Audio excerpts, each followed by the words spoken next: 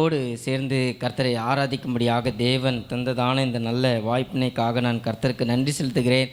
என்னை அன்போடு அழைத்த அன்பு போதகர் என்னுடைய மாணவர் ரெவரன் யாபேத் பென்னா அவர்களுக்காக, அம்மா அவர்களுக்காக நான் கர்த்தருக்கு நன்றி செலுத்துகிறேன்.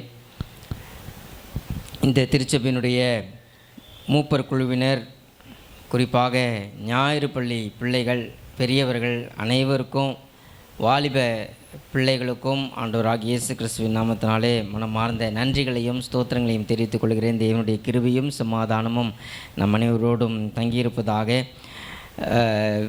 நீங்கள் கொடுத்ததான நல்ல வரவேற்புக்காக நன்றி செலுத்துகிறேன். இதுதான் ஃபஸ்ட் டைம் இந்த மாதிரி ஒரு எக்ஸ்பீரியன்ஸ். இது மறக்கவே மாட்டோம். எங்களுடைய மகன் இந்த நாளிலே வர முடியாத சூழ்நிலை காரணம், நேற்று தினத்தில் விபிஎஸ்னுடைய 10ஆம் தேதி டேட் கொடுத்துட்டோம், விபிஎஸ் ட்ரைனிங். ஆனால் அதற்கான வேலைகள் அதிகமாக இருந்தபடினாலே நானும் என்னுடைய மனைவியும் நேற்று தினத்தில் பல்வேறு இடங்களுக்கு செல்ல வேண்டியிருந்தது. சாங் ரெக்கார்டிங், வீடியோ ஷூட்டிங், அப்படி வெவ்வேறு இடங்களில். அதனால் அவர் அவங்க பாட்டி வீட்டுக்கு போயிருக்கிறாரு. அதனால் அவரை கூட்டிகிட்டு வர முடியல. நெக்ஸ்ட் டைம் வரும்போது கண்டிப்பாக கூட்டிகிட்டு வரோம்.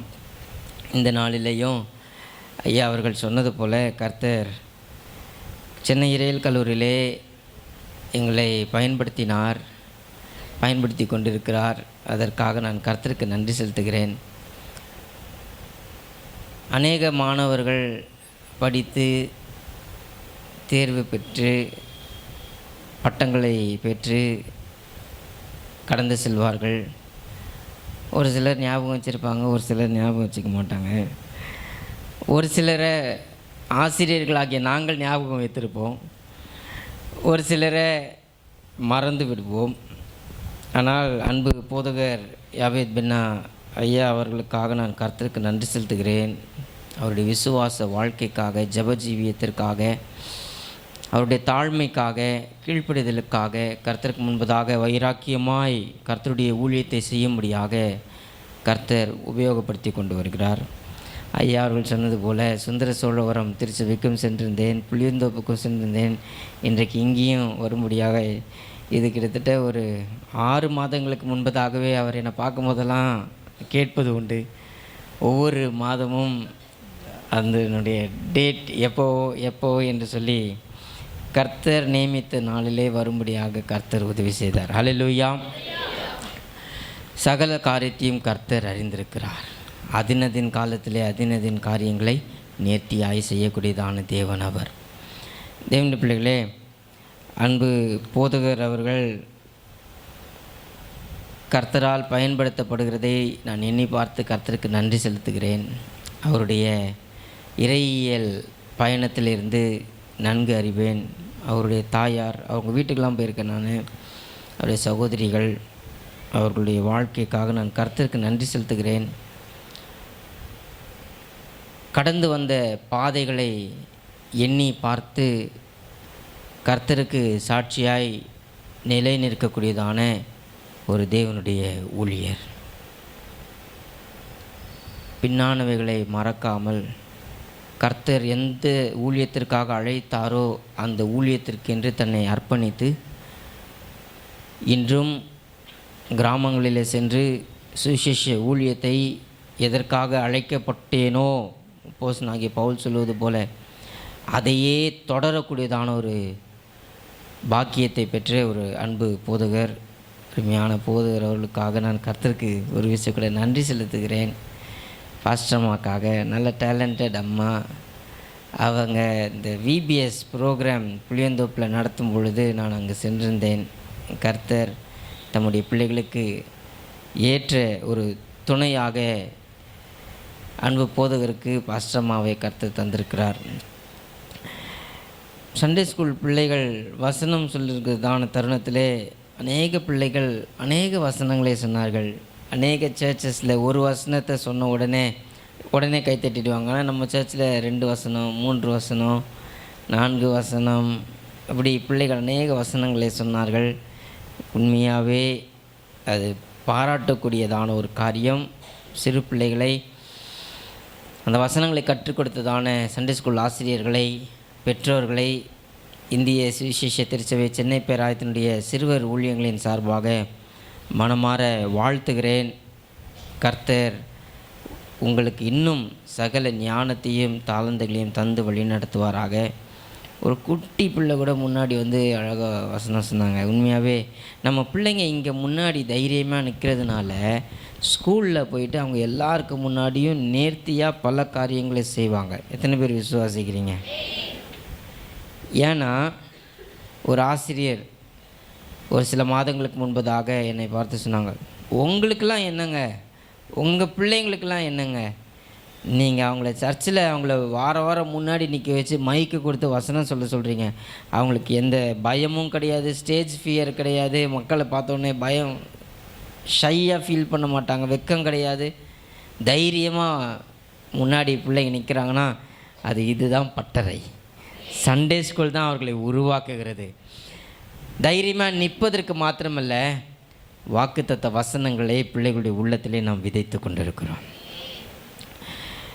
ஐயா அவர்கள் சொன்னது போல் வருகின்ற மாதம் 12ஆம் தேதி நம்முடைய இந்த பகுதியில் இருக்கிறதான ஏரியாக்களுக்காக விசேஷ ஒரு விபிஎஸ் பயிற்சி காவேரி பாக்கம் திருச்சபையில் வைத்து நடத்த வேண்டும் என்று ஒழுங்கு செய்து கொண்டு வருகிறோம். அதற்காகவும் நீங்கள் ஜெபித்து கொள்ளும்படியாக உங்களை பட்சமாக கேட்டுக்கொள்கிறேன். ஐயா அவர்கள் சொன்னது போல் கர்த்தர் எங்களுக்கு நன்மை செய்தார். நீண்ட நாள் காத்திருந்தோம், 9 ஆண்டு காலங்கள் காத்திருந்தோம். உண்மையான போதகர் சொன்னது போல் எங்களுக்கு இறையல் கல்லூரி மாணவர்கள் தான் எங்களுடைய பிள்ளைகள். எந்த ஒரு நிகழ்ச்சிக்கு செல்வோம் என்று சொன்னாலும் இறையல் கல்லூரி மாணவர்களை தான் அழைத்து செல்வோம். இவங்கெல்லாம் உங்கள் பிள்ளைங்களான்னு கேட்டால் ஆமாம் இவங்க தான் எங்களுடைய பிள்ளைகள் என்று சொல்லுவோம். ஞாயிற்றுக்கிழமைகளிலே ஆராதனை முடிந்த பிறகு வீட்டிற்கு சென்ற பிறகு இறையல் கல்லூரி மாணவர்களோடு சேர்ந்து சமைத்து சாப்பிட்ட நாட்கள் உண்டு. நான் ஒரு வார்டன்றதனுடையும்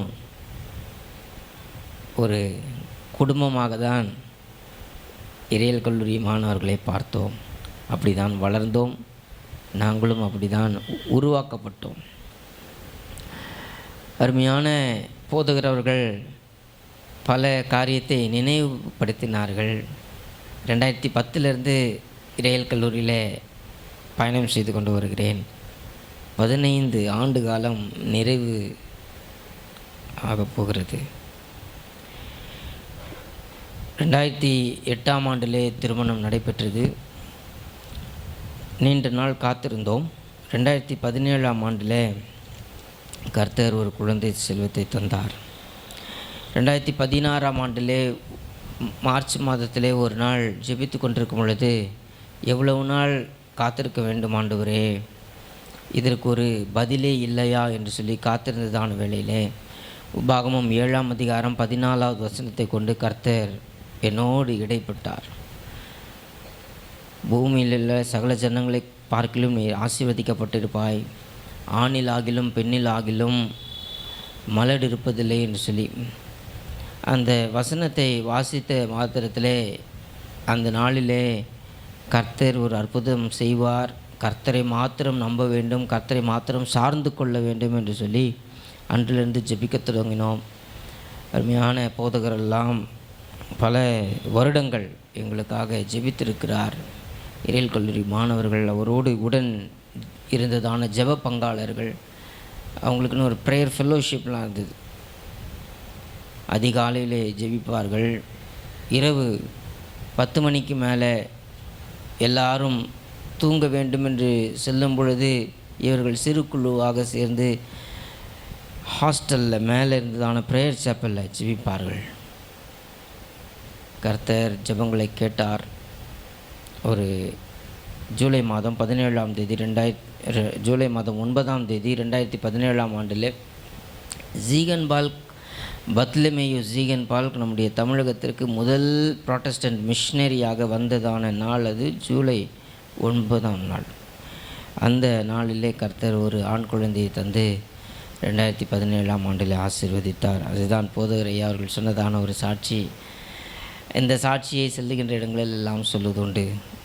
மருத்துவர்களை நம்புவதை காட்டிலும் மருத்துவமனைகளை நம்புவதை காட்டிலும், மருந்து மாத்திரைகளை நம்புவதை காட்டிலும் கர்த்தரை அதிகமாக நம்ப வேண்டும் என்று சொல்லி கர்த்தர் போதித்தார்.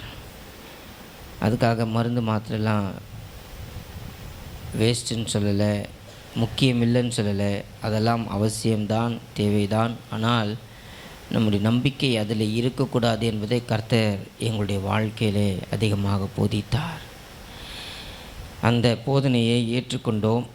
அதனால தான் இந்த சாட்சியை செல்லுகின்ற இடங்களில் எல்லாம் சொல்லுகிறேன், கர்த்தரை மாத்திரம் சார்ந்து கொள்ள வேண்டும். ஷான் என்கிறதான எபிரேய வார்த்தைக்கான அர்த்தமும் அதுதான், ரிலை ஆன் காட், கர்த்தரை சார்ந்து கொள்ளுதல். கர்த்தரை சார்ந்து கொள்ளுதல், கர்த்தரை சார்ந்து கொள்ளுதல்னால் எப்படின்னா, அந்த அர்த்தத்தை என்னுடைய மாணவரோடு சேர்ந்து நான் அதை விளக்க விரும்புகிறேன். இப்போது ஏதோ ஒரு மன கஷ்டத்தோடு அருமையான போதகர் இருக்கிறாருன்னு போயிட்டு அவர் தோள் மேலே கையை போட்டு என் மேலே சாஞ்சிக்கோங்க, உங்கள் கூட நான் இருக்கிறேன் அப்படின்னு சொன்னால் அவருக்கு எப்படி இருக்கும்? எப்படி இருக்கும் சொல்லுங்கள் பாப்போம்? ரொம்ப சந்தோஷமாக இருக்கும், ஆறுதலாக இருக்கும், தைரியமாக இருக்கும். அந்த ஷா ஆன் அப்படின்ற வார்த்தைக்கான அர்த்தம் அதுதான், சாய்ந்து கொள்ளுதல். சாய்ந்து கொள்ளுதல். தேங்க்யூம்மா. இந்த வார்த்தையை தான் பிடித்து கொண்டேன், என்னுடைய வாழ்க்கையின் சட்டமாக நான் கொண்டிருக்கிறேன். எது நடந்தாலும் நடக்கலனாலும் கர்த்தர் செய்வார், அவருடைய வேலையிலே செய்வார். தேவனுடைய பிள்ளைகளே, கர்த்தருடைய நாமம் மகிமை பெறுவதாக. இந்த நல்ல வாய்ப்பினைக்காக கூட நன்றி செலுத்துகிறேன். இன்றைக்கு இந்த 2வது பாடலாக வர்ஷிப் டைமில் ஒரு பாடலை பாடினோம். கர்த்தருடைய வாக்கு தத்தங்களை எண்ணினவர்களாக ஒரு பாடல். கர்த்தருடைய வாக்கு தத்தங்கள் எல்லாம் ஆம் என்றும் ஆமேன் என்றும் இருக்கிறது. இந்த நாளிலேயும் ஒரு வசனத்தை உங்கள் முன்பதாக கோடிட்டு காண்பிக்க விரும்புகிறேன். யோசுவா எதிர்த்து நிற்பதில்லை, நான் மோசேயோடு இருந்தது போல உன்னோடும் இருப்பேன். ஓகே, நான் உன்னை விட்டு விலகுவதும் இல்லை, உன்னை கைவிடுவதும் இல்லை. இது எந்த இடத்துல சொல்லப்பட்டது என்று சொல்லி சற்று யோசித்து பார்ப்போம் என்று சொன்னால், உபாகமம் முடிந்த பிறகு யோசுவா புஸ்தகம் துவங்குகின்றது.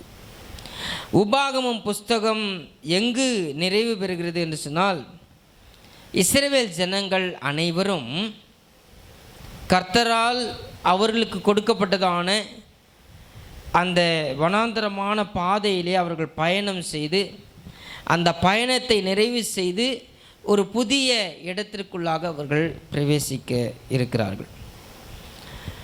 இதை தெளிவாக அறிந்து கொள்ள வேண்டும் என்று சொன்னால், ஆபிரகாம், ஈசாக்கு, யாக்கோபு, யாக்கோபினுடைய பிள்ளைகள், இவர்கள் சந்ததியிலே உருவானதான இஸ்ரவேல் ஜனங்கள். இந்த இஸ்ரவேல் ஜனங்கள் யோசேப்பை அறியாத ராஜாவின் நிமித்தமாக எகிப்திலே அவர்கள் அடிமைகளாக இருந்தார்கள். சுமார் 400 ஆண்டு காலங்கள் அவர்கள் அடிமைகளாக இருந்தார்கள். இதை எளிமையான முறையில் இந்த யோசுவா 1ஆம் அதிகாரத்திலே சொல்லப்பட்டிருக்கிறதான வசனங்களை எல்லாம் நாம் தெளிவாக புரிந்து கொள்வதற்காக நான் சண்டே ஸ்கூல் டிபார்ட்மெண்ட், அதனால் சின்ன பிள்ளைங்களை வைத்து ஒரு சில காரியங்களை உங்களுக்கு காண்பிக்க விரும்புகிறேன். 6th 7th 8th படிக்கிற பிள்ளைங்க, பாய்ஸ் அண்ட் கேர்ள்ஸ், அல்லது யாருனாலும், சின்ன பிள்ளைங்கன்னா கூட பரவாயில்ல, யாருனாலும் முன்னாடி வர முடியுமா? இருக்குது. இது நம்முடைய சிறுவர் ஊழியங்களின் மூலமாக அநேக பிள்ளைகளுக்கு கொடுக்கப்பட்டதான ஒரு புத்தகம்.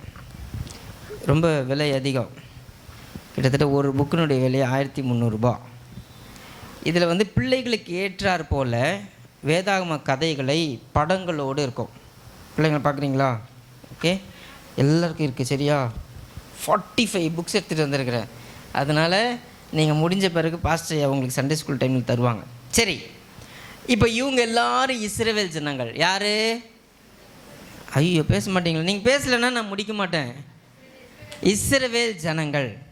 இஸ்ரவேல் ஜனங்கள் எவ்வளோ பேர் வனாந்திரமான பாதையிலே பயணம் செய்தார்கள். பைபிள் வசனம் சொல்லுது, இவங்கெல்லாம் ஆண்கள்னு வச்சுப்போமே, பெரிய ஆண்கள். இங்கே வாங்க, இங்கே வாங்க, இங்கே வாங்க. Okay, very good, very good. Okay, வாங்க. தம்பிங்க வாங்க. இவங்க மட்டுமே கிட்டத்தட்ட 6 லட்சத்திற்கும் அதிகமான ஆண்கள். எத்தனை பேர்? 6 லட்சம். அப்போ 6 லட்சம் புருஷர்கள் இருந்தாங்கன்னா மனைவிமார்களும் இருந்திருப்பாங்க. அது மட்டும் இல்லை, அன்னைக்கெல்லாம் ஒரு ஃபேமிலிக்கு ஒரு குழந்தைன்ற கணக்கு கிடையாது. நிறைய பிள்ளைகள் இருந்திருப்பார்கள். 3 பிள்ளைகள், 4 பிள்ளைகள், 5 பிள்ளைகள். இப்போ இவங்க எல்லாரையும் சேர்த்தா கிட்டத்தட்ட வேத வல்லுநர்கள் சொல்லும் பொழுது 15 லட்சத்திலேருந்து 30 லட்சம் வரைக்கும் இஸ்ரவேல் ஜனங்கள் 40 ஆண்டு காலங்கள் அவர்கள் வனாந்தரத்திலே பிரயாணம் செய்தார்கள். இப்போது இவர் தான் இருக்கிறதுலே பெரியவர் இந்த குரூப்பில். தம்பி பிங்க் கலர் ஷர்ட் போட்டிருக்கிறவர் வாங்க முன்னாடி. ஓகே, இப்போ இவரை மோசேன்னு வச்சுப்போம். தம்பி உங்கள் பேர் என்ன? நரேன். நரேன். நரேனுக்கு இப்போ மோசஸ் பேர் இந்த ட்ராமாவில். சரிங்களா? மோசே இந்த இஸ்ரவேல் ஜனங்கள் எல்லாரையும் வழி நடத்திட்டு போகிறார். அது ரொம்ப எளிமையான ஒரு காரியம் கிடையாது. திடீர்னு இவர் வந்து கேட்பார், எனக்கு தண்ணி வேணும்னு கேட்பார். இவங்க வந்து கேட்பாங்க, எனக்கு கறி வேணும், நல்ல கறி பிரியாணி சாப்பாடு கொடுங்க. திடீர்னு இவங்க கேட்பாங்க, எனக்கு ஸ்நாக்ஸ் கொடுங்க. வாங்க வாங்க, வெரி குட், தேங்க்யூ. இவங்க எல்லாரும் இப்படி வந்து ஒவ்வொருத்தராக கேட்கும்போது என்ன பண்ணுவார் மோசே என்ன பண்ணுவார்? வனாந்திரத்தில் என்ன இருக்குது? வனாந்திரத்தில் கொடுப்பதற்கு ஒன்றுமே இல்லை. இவர் செய்ததான ஒரே ஒரு காரியம், அவர் ஆண்டவரத்தில் போய் விண்ணப்பம் செய்கிறார். ஆண்டவரே, நான் என்ன பண்ணுவேன்? இந்த வழி, இவங்க பிரயாணம் செய்கிற வழி பற்றி எல்லாமே தெரியுமா இவங்களுக்கு? இல்லை. இந்த வழி எப்படிப்பட்டதாக இருக்கும், தாங்கள் பிரவேசிக்க போகிறதான அந்த கானான் தேசம் எப்படிப்பட்டதாக இருக்கும் என்று சொல்லி 12 பேர் அனுப்புகிறாங்க. அதில் வந்தவங்கெல்லாம் சொல்கிறாங்க, 10 பேர் சொல்கிறாங்க, கானானுக்குள்ளே நம்மளால் போகவே முடியாது. யார்கிட்ட சொல்கிறாங்க? மோசே, நரேன், நம்ம மோசஸ் கிட்ட சொல்கிறாங்க, யாராலையும் போகவே முடியாது. இங்கே நின்றுப்பா, பயப்படுறாரு. யோசுவாவும் காலேப்பும் மாத்திரம் இங்கே வாங்க. இவர் யோசுவான்னு வச்சுப்போம். உங்கள் பேர் என்ன? ஹரிஷ். நரேன் ஹரிஷ். ஹரிஷ் தான் யோசுவா.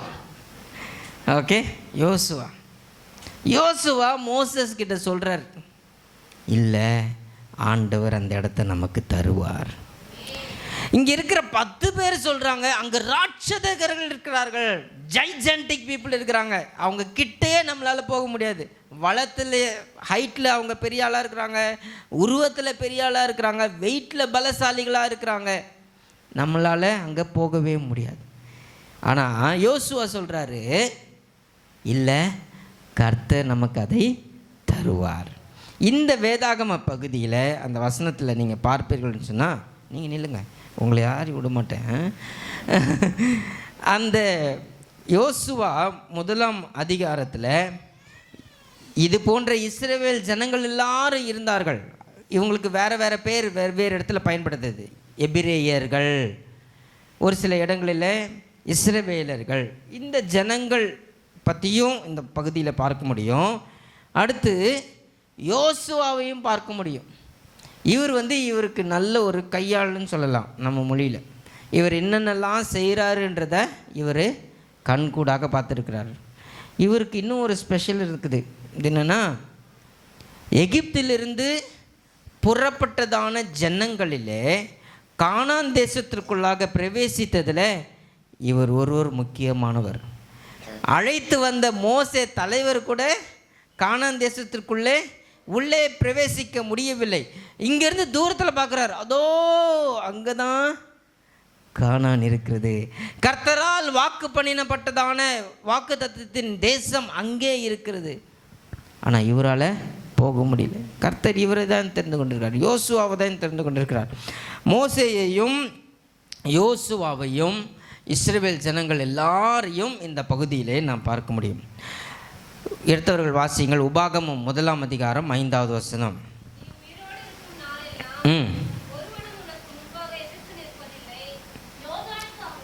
உபாகமும் 1:5. மோவாபின் தேசத்திலே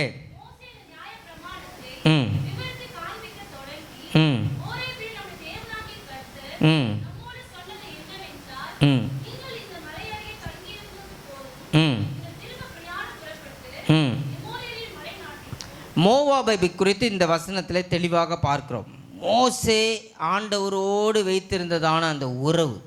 அதே போல் 3ஆம் அதிகாரத்தில், உபாகமம் 3ஆம் அதிகாரத்தில் 1வது வசனத்தில் பார்க்கும் பொழுது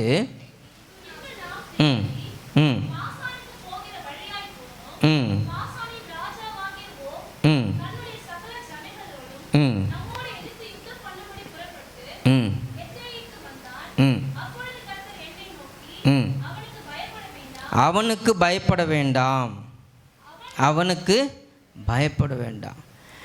இதை எல்லாத்தையும் யார் கூட இருந்து பார்க்குறா? யோசுவா. இவங்கள் எல்லாரும் இங்கே முன்னாடி கூட்டிகிட்டு வந்து நிற்பதற்கு ஒரு அர்த்தம் உண்டு. பிள்ளைகளும் நமக்கு ஒரு சில காரியங்களை கற்றுக் கொடுக்க முடியும். கர்த்தரால் இவர்கள் பயன்படுத்தப்படுகிறார்கள். மோசையோடு ஆண்டவர் இருந்தாரா இல்லையா? இஸ்ரவேல் ஜனங்களோடு ஆண்டவர் இருந்தாரா இல்லையா?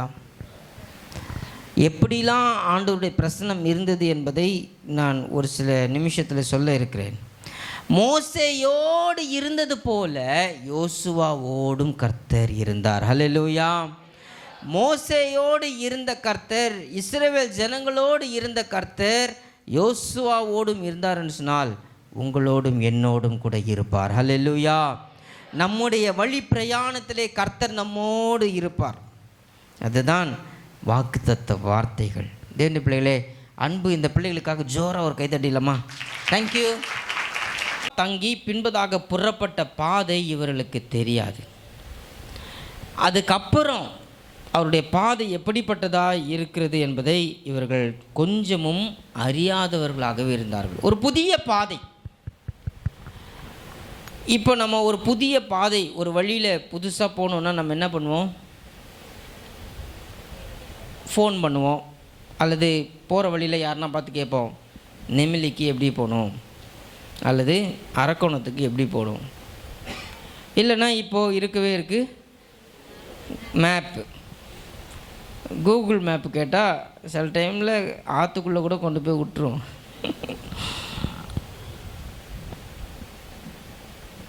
அன்னோன் வே. இஸ்ரவேல் ஜனங்கள் பிரயாணம் செய்த பாதை ஒரு புதிய பாதை. தேவனுடைய பிள்ளைகளே, இன்றைக்கு ஒரு சில நேரங்களில் நீங்களும் நானும் பயணம் செய்கிற பாதையும் புதிய பாதையாக இருக்கிறது. ஒரு உதாரணம் சொல்லட்டுமா? ஒரு 20 அல்லது 30 ஆண்டுகளுக்கு முன்பதெல்லாம் ஹோட்டலுக்கெலாம் போய் சாப்பிட்றது ரொம்ப ரொம்ப குறைவு. இன்றைக்கி நம்முடைய ஊரில் எது அதிகமாக இருக்குதுன்னு பார்த்திங்கன்னா 2. ஒன்று ஹோட்டல், இன்னொன்று ஹாஸ்பிட்டல்.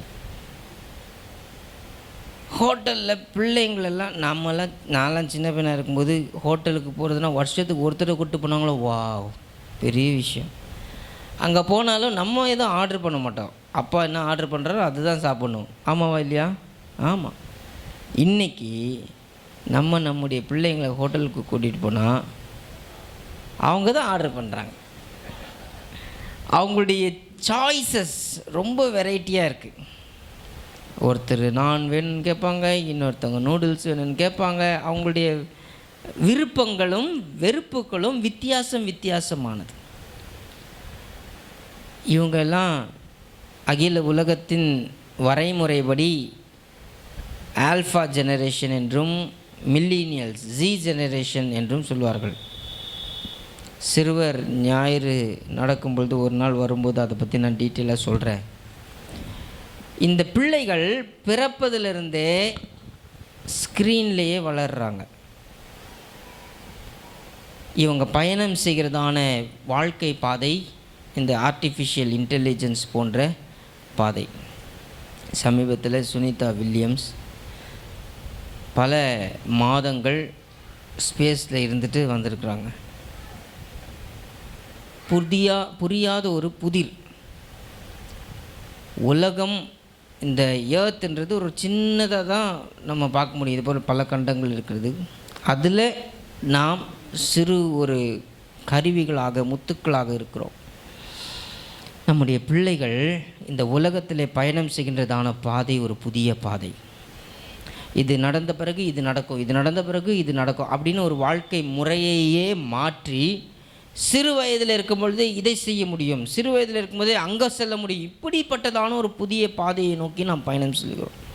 ஆனால் இந்த புதிய பாதையிலே கர்த்தருடைய வார்த்தை என்றுமே மாறலை. எத்தனை பேர் விசுவாசிக்கிறீங்க? கர்த்தருடைய வாக்கு தத்தங்கள் ஒரு நாளும் மாறவில்லை. இந்த வாக்கு தத்தங்களை நாம் அங்கீகரிப்போம். இந்த வாக்கு தத்தங்களை நாம் சுதந்திரித்துக் கொள்வோம். மோசேயோடு இருந்தது போல யோசுவாவோடும் இருந்த கர்த்தர், அவர் நம்மோடு இருப்பார். அவருடைய பிரசன்னம் நமக்கு போதுமானதாக இருக்கிறது. ஒரு 3 விதமான கர்த்தருடைய பிரசன்னத்தை நான் உங்களுக்கு கோடிட்டு காண்பிக்க விரும்புகிறேன். முதலாவது, பவர்ஃபுல் பிரசன்ஸ், நிலைக்கும் ஒரு பிரசன்னம். கர்த்தருடைய பிரசன்னம், வாக்கு தத்தம் செய்ததான கர்த்தருடைய பிரசன்னம் ஒரு நிலைக்கும் பிரசன்னம். அந்த வசனத்தில் பார்க்கும் பொழுது, நீ உயிரோடு இருக்கும் நாளெல்லாம் ஒருவனும் உனக்கு முன்பாக எதிர்த்து நிற்பதில்லை. உயிரோடு இருக்கும் நாளெல்லாம், எல்லா நாளிலேயும் நிலைத்திருக்கின்றதான தேவனுடைய பிரசன்னம். ஒருவனும் உனக்கு முன்பாக எதிர்த்து நிற்பதில்லை என்று சொல்லி நாம் இந்த வசனத்தை வாசிக்கிறோம். எபிரேய வேதாகமத்தில் போதகர் அவர்கள் சொன்னது போல், நான் ஹீப்ரு ஸ்டூடெண்ட். நேற்று தான் என்னுடைய 2024-25 மாணவர்கள் ஹீப்ரு தேர்வு எழுதினார்கள். எபிரேய வேதாகமத்தில் ஃபானீம் அப்படின்னு ஒரு வார்த்தை பயன்படுத்தப்பட்டிருக்குது. அது என்னென்னா முகம். ஒருவனும் என்னுடைய முகத்திற்கு முன்பதாக நிற்பதில்லை. முன்பாக என்று சொல்லும்போது இன்னும் டைரெக்டாக, ரொம்ப ஸ்பெசிஃபிக்காக வேதவசனம் சொல்லும்போது எபிரேய வேதாகமத்தில் முகத்திற்கு முன்பதாக. கர்த்தர் நம்மோடு இருக்கும் பொழுது தான் நமக்கு முன்பதாக யாரும் நிற்க முடியாது. நான் பலசாலி, நான் தைரியசாலி, அதனால் எனக்கு முன்னாடி யாரும் வந்து நிற்க மாட்டாங்க, அப்படி இல்லை. கானான் தேசத்தை சுதந்திரித்துக் கொள்வதற்கு இஸ்ரவேல் ஜனங்கள் செல்லும் பொழுது இவர்களை காட்டிலும் பலசாலிகள் கானானியர்கள். ஆனால் கர்த்தர் அவர்களை முறியடித்தார். காரணம், கர்த்தர் இவர்களோடு இருந்தார். ஹல்லேலூயா. கர்த்தருடைய பிரசன்னம் இவர்களுடைய வழி பாதையிலெல்லாம் வழி நடத்தினது.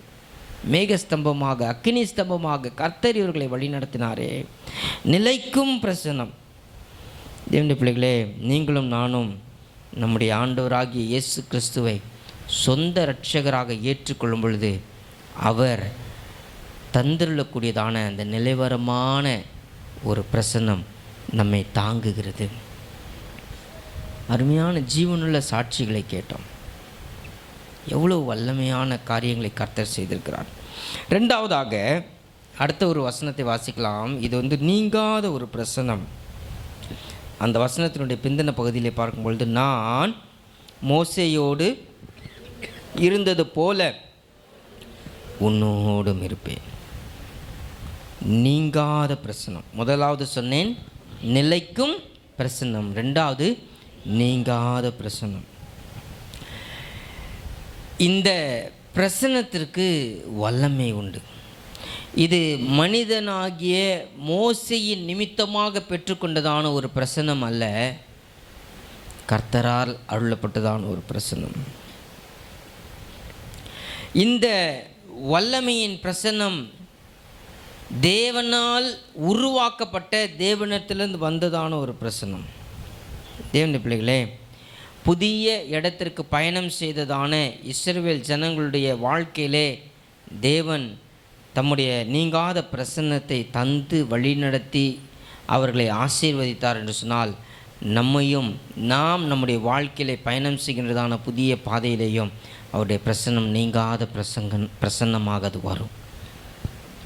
சில நேரத்தில் சற்று வேதத்தில் ஆராய்ந்து படிக்கும் பொழுது, இங்கே நம்ம ஒரு குழுவினராக பிள்ளைகளை நிற்பாட்டினோம்ல, கிட்டத்தட்ட 15 லட்சத்துலேருந்து 30 லட்சம். கொஞ்சம் யோசித்து பாருங்களேன், நம்ம வீட்டுக்கு திடீர்னு சொல்லாமல் கொள்ளாமல் 10 பேர் வந்துடுறாங்க. அம்மாமாருங்க சொல்லுங்கள், 10 பேர் வராங்க திடீர்னு. அவங்களுக்கு சமையல் செய்யணுன்னா எவ்வளோ பொருட்கள் தேவைப்படும். கடைசி என்ன சொல்லுவோம், ஒரு வார்த்தை சொல்லிட்டு வந்திருந்தாங்கன்னா நல்லா செஞ்சுருக்கலாமே. வேத வல்லுநர்கள் இஸ்ரவேல் ஜனங்களுடைய அந்த வழி பிரயாணத்தை குறித்து சொல்லும் பொழுது, கிட்டத்தட்ட அவர்களுக்கு ஒரு நாளைக்கு 1500 டன் சாப்பாடு தேவைப்பட்டிருக்குமா. 1500 டன் சாப்பாடு. ஏன்னா மக்கள் அவ்வளோ பேர் இருந்தாங்க. அவங்க சமைப்பதற்கு விறகு இருக்குது பார்த்திங்களா, அந்த அன்றைக்கெலாம் கேஸ்லாம் கிடையாது. விறகு மட்டுமே ஒரு நாளைக்கு 4000 டன் தேவையாம். இந்த பட்டியல் ரொம்ப ஏராளம். லட்சக்கணக்கான லிட்டர் தண்ணி ஒவ்வொரு நாளும் தேவை. ஒரு தேவனுடைய மனிதன் ஒரு குட்ஸ் ட்ரெயினில் இஸ்ரவேல் ஜனங்களுக்கு சாப்பாடுலாம் அந்த காலத்தில் எடுத்துகிட்டு போனால் எப்படி இருந்திருக்குன்ற ஒரு கணக்கு போடும் பொழுது அவர் சொல்கிறாரு, 1800 மைல் வரையில் செல்லக்கூடியதான கூட்ஸ் ட்ரெயின், பல கூட்ஸ் ட்ரெயின் ஒவ்வொரு நாளும் தேவைப்பட்டிருக்கும் என்று சொல்லி. இந்த மக்கள் விவசாயம் செய்யலை, அறுவடை செய்யலை, ஆனால் கர்த்தர் அவர்களை அற்புதமாய் போஷித்தார். கர்த்தருடைய தேவைகளை எல்லாவற்றையும் சந்தித்தார். அதுவும் இவங்க ஒரே இடத்துல இல்லை, நாடோடிகள். ஒரு இடத்துலேருந்து இன்னொரு இடத்துக்கு மாறிக்கொண்டே சென்று கொண்டிருக்கிறார்கள். ஆனால் ஒன்று மட்டும் மாறலை, கர்த்தருடைய பிரசன்னம் நீங்காத பிரசன்னமாக இருந்தது. மோசேயோடு இருந்தது போல யோசுவாவோடும் இருப்பேன் என்று சொல்லி வாக்கு பண்ணினதான கர்த்தர் இஸ்ரவேல் ஜனங்களுடைய வாழ்க்கையில் இருந்தார். மூன்றாவதும் கடைசியுமாக பெர்மனன்ட் ப்ரெசன்ஸ், நிரந்தரமான ஒரு பிரசன்னம். அந்த 5வது வசனத்தினுடைய கடைசி பகுதியில் பார்க்கிறோம், நான் உன்னை விட்டு விலகுவதும் இல்லை, உன்னை கைவிடுவதும் இல்லை. உன்னை விட்டு விலகுவதும் இல்லை, உன்னை கைவிடுவதும் இல்லை. விட்டு விடுவதில்லை அல்லது விலகுவது இல்லை என்று சொல்லும் பொழுது, எபிரேய வேதாகமத்திலே அதற்கு சொல்லப்பட்டிருக்குதான விளக்கத்தை பார்ப்போம் என்று சொன்னால், யாரோ ஒருத்தர் தண்ணியில் இருக்கிறாங்கன்னா தண்ணியில் கையை பிடிச்சி தூக்கி விட்றோம் பார்த்தீங்களா, அந்த தண்ணியில் இருந்து கையை பிடிச்சி தூக்கும்போது டக்குன்னு விட்டுட்டா என்னாகும், உள்ளே போயிடுவாங்க. இந்த கைவிடுவதில்லை என்றதுக்கு விளக்கம் அதை தான் சொல்கிறாங்க. விட்டுட்டா தண்ணிக்குள்ளே முங்கிடுவாங்க. ஆனால் கையை, பேதுருவனுடைய வாழ்க்கையை யோசித்து பாருங்கள். கடல் மேலே நடக்கிறார், தண்ணிலாம் பார்த்த உடனே பயம் வந்துடுது, கொஞ்சம் கொஞ்சமாக உள்ளே போகிறார். ஆண்டவர் கையை பிடிச்சி தூக்குறார். இந்த கையை பிடிச்சி தூக்குற அனுபவம் தான் நான் உன்னை விட்டு விலகுவது இல்லை, உன்னை கைவிடுவதில்லை. இந்த கைவிடுவதில்லை என்று சொல்லும் பொழுது, மறுதலிக்காமல், தூஷிக்காமல், விட்டு விலகாமல் எப்பொழுதும் இருக்கின்றதான காரியம். அதனால தான் நம்முடைய இயேசு கிறிஸ்துவை குறித்தும் நாம் எபிரேயர் வாசிக்கிறதான எபிரேயர் 13ஆம் அதிகாரத்தில் 8வது வசனத்தில் வாசிக்கும் பொழுது, இயேசு கிறிஸ்து நேற்றும் இன்றும் என்றும் மாறாதவராக இருக்கிறார். 13வது அதிகாரத்தில் 5வது வசனத்தில் பார்க்கும் பொழுது, நீங்கள்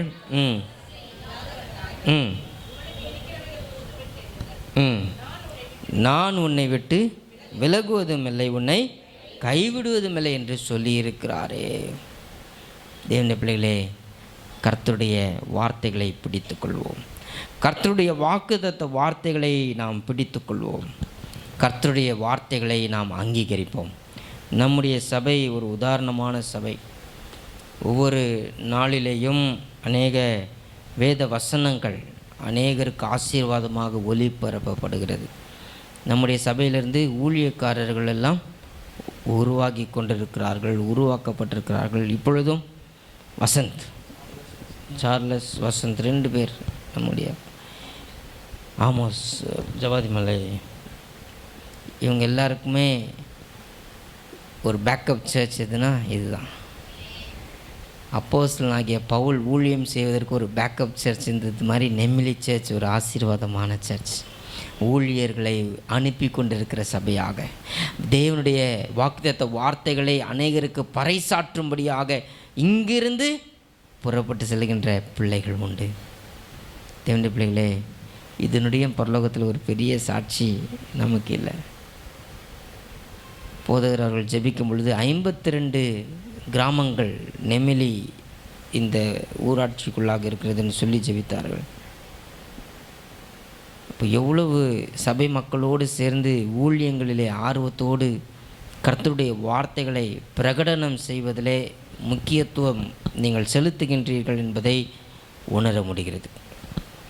இந்த விசுவாச பயணம் தொடர வேண்டும். வாக்குத்தத்த வார்த்தைகளை நாம் அங்கீகரிப்பது மாத்திரமல்ல, ஆண்டவரை அறியாத மக்களும் இந்த வாக்குத்தத்த வார்த்தைகளை அங்கீகரிக்கும்படியாக பறைசாற்ற வேண்டும். அதற்கு நம்மை ஒப்பு கொடுப்போம், நம்முடைய பிள்ளைகளை ஒப்பு கொடுப்போம், ஊழியங்களிலே ஆர்வத்தோடு பங்கு பெறுவோம். கர்த்தருடைய பிரசன்னம் அது நிலைக்கின்ற பிரசன்னமாக, நீங்காத பிரசன்னமாக, எந்நாளும் நம்மை விட்டு எடுபடாத ஒரு பிரசன்னம், நிலை நிற்கக்கூடிய நிரந்தர பிரசன்னமாக கர்த்தரே இருப்பார் என்பதில் அந்த விசுவாச பயணத்திலே நாம் தொடர்ந்து வளர கர்த்தர் நம்ம ஒவ்வொருவருக்கும் உதவி செய்வாராக. இந்த நல்ல வாய்ப்பினைக்காக ஒரு விஷயம் கூட நான் போதகர்களுக்கும் திருச்சபையினுடைய மூப்பர் குழுவினர் மற்றும் ஒவ்வொருவருக்கும் மனமார்ந்த நன்றிகளை தெரிவித்துக் கொள்கிறேன். திருவசனத்தை கேட்கிறவர்களாக மாத்திரமல்ல, அதன்படி நடக்கின்றவர்களாக வாழ கர்த்தர் நம் ஒவ்வொருவருக்கும் உதவி செய்வாராக. ஆமென்.